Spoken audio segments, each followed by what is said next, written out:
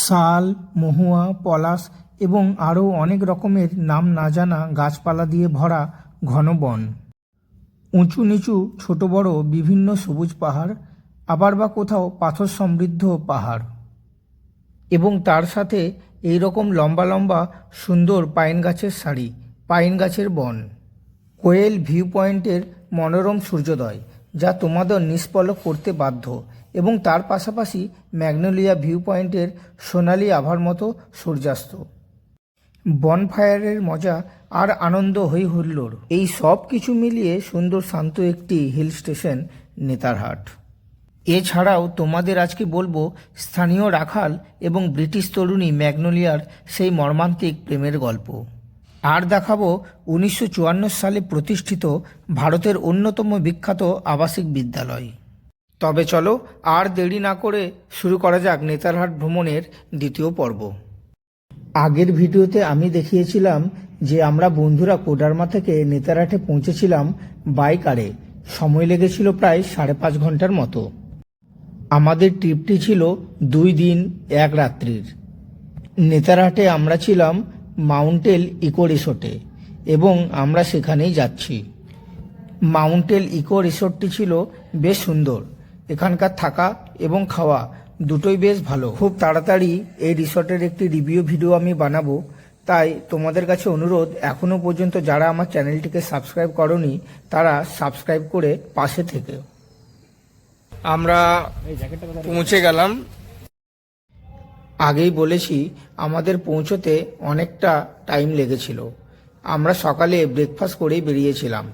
ঠিক করেছিলাম রিসর্টে গিয়েই লাঞ্চটা করব, তাই রিসর্টে পৌঁছেই সবার আগে চলে গেলাম রেস্টুরেন্টে।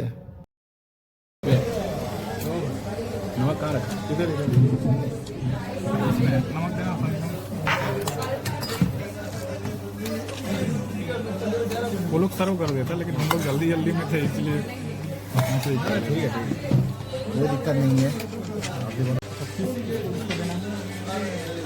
কেমন খাওয়া দাওয়ার কোয়ালিটি ঠিকঠাক আছে না? एकदम वर्थ इट।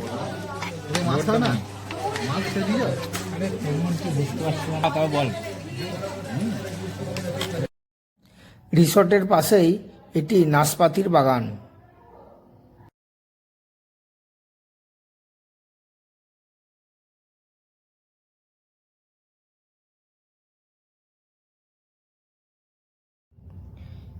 এগুলো রিসর্টের নিজস্ব কটেজ, এখানেও তোমরা থাকতে পারো। লাঞ্চ সেরে এখন আমরা চললাম ম্যাগনোলিয়া সানসেট ভিউ পয়েন্টে, যেখান থেকে দুর্দান্ত সূর্যাস্ত দেখা যায়।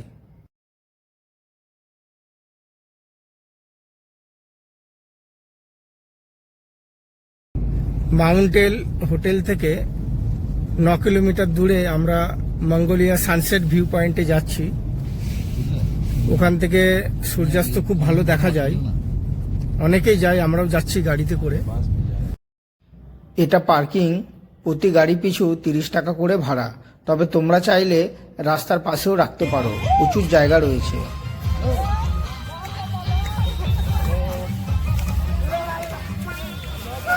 এখন সিজন টাইম, তাই প্রচুর লোক বেড়াতে এসেছে। চলো একবার মুভ করো পেছনে, পেছনে জাস্ট পেছনে সবার ফেসটা দেখাও। জায়গাটা কি সুন্দর লাগছে দেখো। খোলা নীল আকাশ, উঁচু নিচু দূরে দেখা যাচ্ছে পাহাড়, অপূর্ব। সানসেট ভিউ পয়েন্টে আমরা চলে এসেছি। পার্কিং থেকে খানিকটা হাঁটতে হবে, 500 মিটারের মতো। এই যে এইটা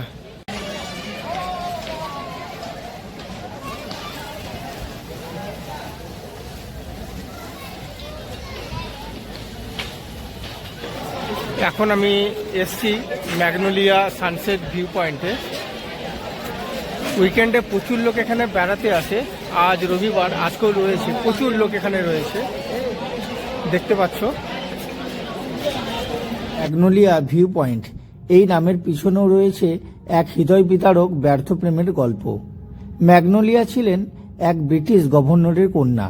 তিনি এক আদিবাসী স্থানীয় রাখাল ছেলের প্রেমে পড়েন, কিন্তু বর্ণ ও সামাজিক বৈষম্যের কারণে তাদের এই প্রেম ট্র্যাজিক পরিণতি পায়, যার পর ম্যাগনোলিয়া গভীর শোকে এই স্থানে আত্মহত্যা করেন, যা আজও তাদের ভালোবাসার ব্যর্থ প্রতীক হিসেবে পরিচিত। ম্যাগনোলিয়া সবসময় একটি ঘোড়া ব্যবহার করতেন, তাই এখানে একটি ঘোড়ার স্ট্যাচুও রয়েছে। এখানে কিছু দোকানপাট রয়েছে যেখানে চা এবং স্ন্যাক্স এগুলো পাওয়া যায়। এবার সময় হয়ে গেছে সূর্যাস্তের। ঘন জঙ্গল এবং উপত্যকার উপর সূর্যাস্তের দৃশ্য যেন ক্যানভাসে আঁকা তৈলচিত্রর মতো। কি অপূর্ব লাগছে। সূর্যাস্ত দেখার পর এবার আমরা আবার রিসর্টে ফিরে এলাম। নেতারহাটে এসে বনফায়ার করব না সেটা কি কখনো হয়? বনফায়ারের জন্য রেট পড়েছিল 400 টাকা এবং প্রায় 3 ঘন্টা ধরে আমরা বনফায়ারের মজা নিয়েছিলাম। বনফায়ারের জন্য অগ্রিম আমরা রিসর্ট ম্যানেজারকে জানিয়ে রেখেছিলাম। বনফায়ার শেষে আমরা ডিনারে বসলাম। খুলো। এটার মধ্যে আছে চিকেন আই গেছে আর কি আছে এইটাতে? কি আছে? আলু ভাজা কই? আলু ভাজা এটার মধ্যে আছে, এটার মধ্যে চিকেন আছে। এই আলু ভাজাটা কিন্তু আমাকে একটু দিও ভাই। আলু বন্ধুদের ভাজাটা সাথে বনফায়ার করে দারুণ আর কি আনন্দ আছে? করলাম। এরপর ডিনার করে আমাদের তাড়াতাড়ি ঘুমিয়ে পড়তে হবে, কারণ সকাল সকাল উঠে সূর্যোদয় দেখব।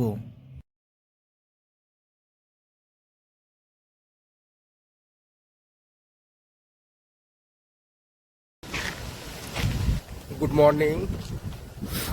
সকাল সকাল উঠে গেছি আমরা সানরাইজ দেখব বলে। আমাদের যে হোটেল থেকে জাস্ট 1 কিলোমিটার দূরেই আমাদের view point, sunrise view point, সেখানেই যাচ্ছি।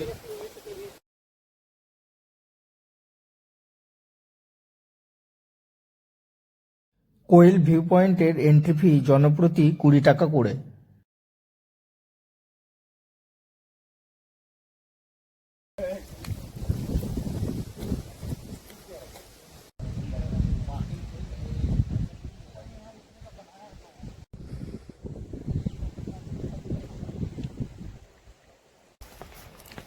ভিউ পয়েন্টের সামনে চলে এসেছি। সানরাইজ ভিউ পয়েন্ট, এটাকে বলা হয় কোয়েল ভিউ পয়েন্ট। ভিউ পয়েন্টটি উপরে, এটা সিঁড়ি, এটা দিয়ে তোমাদের উপরে উঠতে হবে।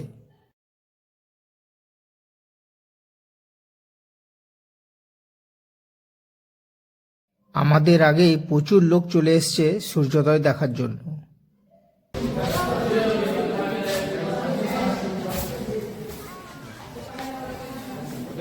কত লোক রে ভাই! সূর্যোদয় দেখবে বলে অধীর আগ্রহে অপেক্ষা করছে সবাই। পাহাড়ের ঠিক ওপর থেকেই দেখা মিলবে সূর্য মামাকে।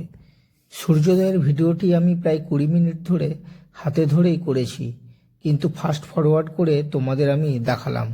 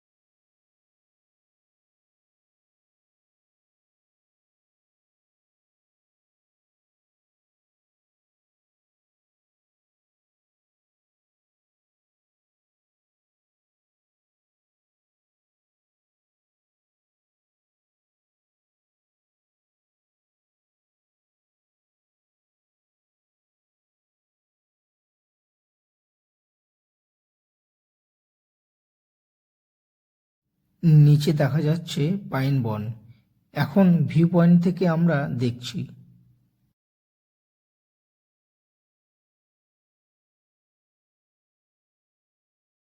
ক্লিয়ার আসছে না এখন উপরটা।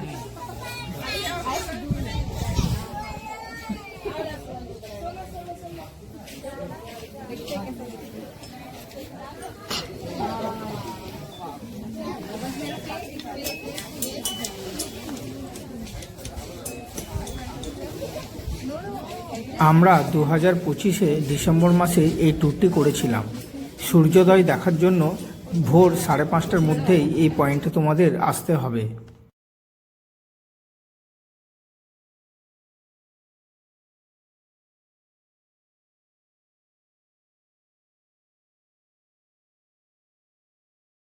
জায়গাটা অসাধারণ সুন্দর। সামনে থেকে রাস্তার ডান সাইডে পাইন বন দেখতে পাচ্ছ, অসাধারণ সুন্দর লাগছে। এদিকে পাইন বন আর এই পাশে হচ্ছে পাইন বন। এটা ওয়াচ টাওয়ার, পেছনে ওয়াচ টাওয়ার। ওখানে উপরে উঠে ওখান থেকে তোমরা সানসেট সানরাইজ দেখতে পাবে। এখানের উপরেও আছে ভিউ পয়েন্ট, এটার উপরে উঠেও তোমরা সানরাইজ দেখতে পাবে। নেতারহাটে এলে যদি তোমরা এই জায়গাতে না আসো, মানে সানরাইজ যদি না দেখো, তাহলে আর কি দেখো। অসাধারণ সুন্দর জায়গা। এখানে ফটোশ্যুট এবং ভিডিও শ্যুট দুটোই খুব ভালো করা যাবে। আমরাও কয়েকটা ফটো তুললাম।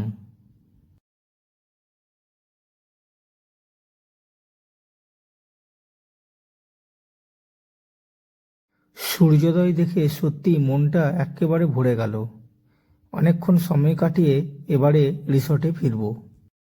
ব্রেকফাস্টের সময়ও হয়ে এসছে।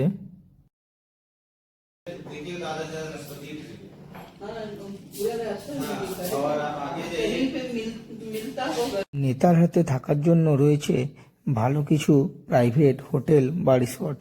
এছাড়াও রয়েছে সরকারি হোটেল, যার ডিটেলস আমি আমার পরবর্তী ভিডিওতে দেব। ফরেস্ট রেস্ট হাউস আর Palamu tiger reserve. Forest rest house মানে আমি যেখানে দাঁড়িয়ে আছি, বাঁ দিকে হচ্ছে ফরেস্ট রেস্ট হাউস আর এই ডান দিকে হচ্ছে পালামু টাইগার রিজার্ভ। দুটোই গভর্নমেন্টের আন্ডারে পড়ে।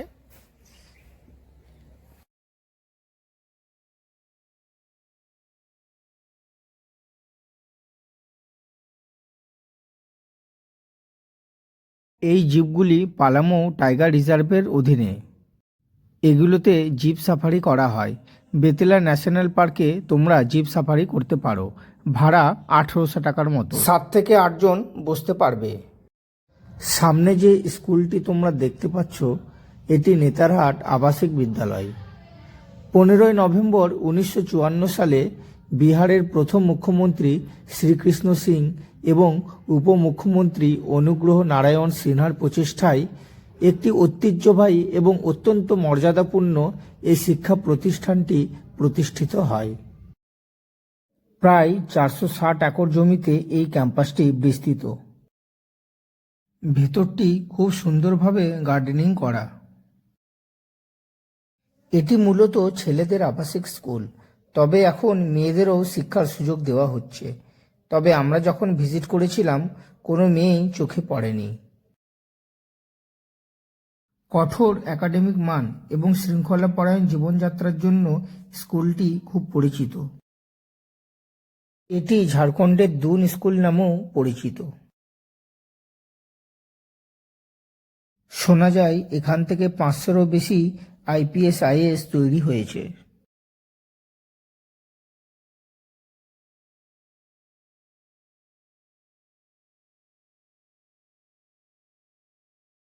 এখানে পড়াশোনার পাশাপাশি শারীরিক ও মানসিক বিকাশের উপরও সমান জোর দেওয়া হয়।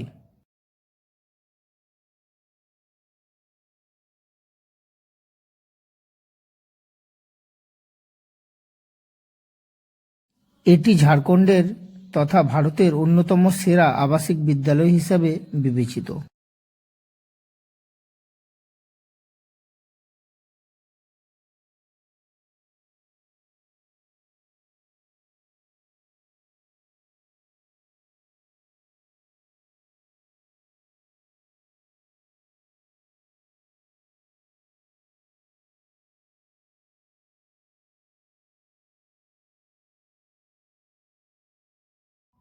এটি লাইব্রেরি।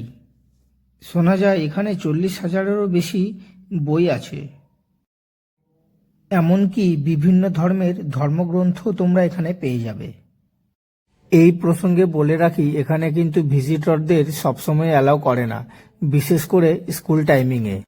কিন্তু আমার এক কাছের বন্ধু এই স্কুল থেকেই পাসড আউট, তার একান্ত সুপারিশের জন্যই আমরা ভেতরে প্রবেশ করতে পেরেছিলাম।